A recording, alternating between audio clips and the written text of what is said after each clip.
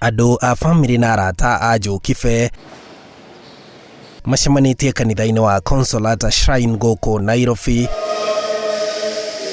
igongona-inĩ rĩa kũririkana njorua ĩyo ĩrĩa yakuire tarĩki 1 mweri ũyũ.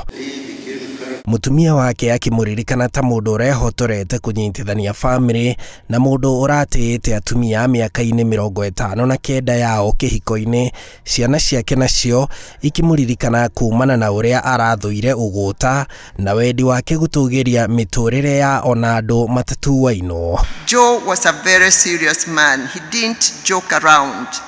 In fact, he only changed when he got grandchildren and became very social. Of course, when his great-grandchild was born 2 years ago, he knew he had arrived and his work was done. He was very, very happy. He was also a disciplinarian with no tolerance for laziness, uselessness, and time wasting, and had a grasp of almost anything and everything, a walking encyclopedia. I only came to learn of his accomplishments during my teenage years, where I realized that actually Guka was a serious guy and not just the fun human encyclopedia who knew the name of every hill we drove past and every town we drove through.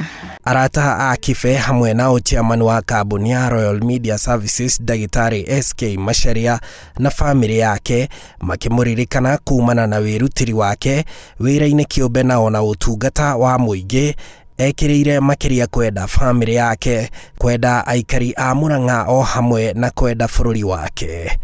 Up until his demise, Joe's whole life was about service to humanity, and he loved the people of Murang'a in a very special way. In the Council of Eminent Persons of Murang'a, the late Mr. Kibe will be remembered for his great love for Murang'a County and indeed the Republic of Kenya. He was not just the head of his nuclear family, that's wife and children, but also the father figure of his siblings and the patriarch of the wider sub-clan of Barea Kibe.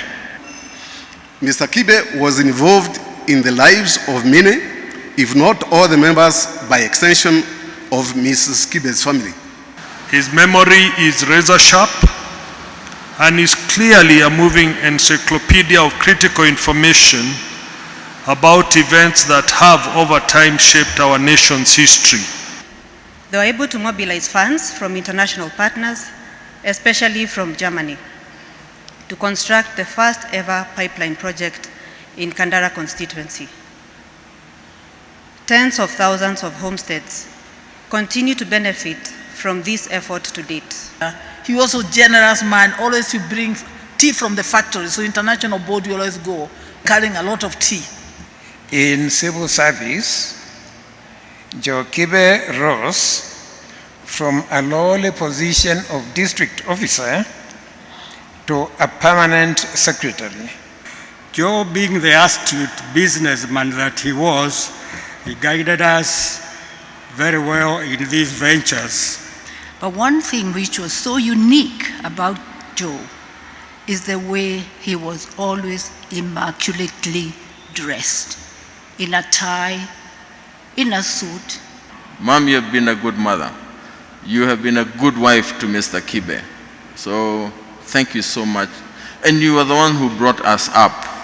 There's a place for people like you. Joe Kibe akuire kĩambĩrĩria-inĩ kĩa mweri ũyũ arĩ na ũkũrũ wa mĩaka 86 na agĩcoka gũthikwo thikũ 3 thutha ũcio gwake mũciĩ Kĩgoro kũringana na wendi wake. Handũ-inĩ ha Inooro TV, njĩtagwo Harun Njoroge wa Maina.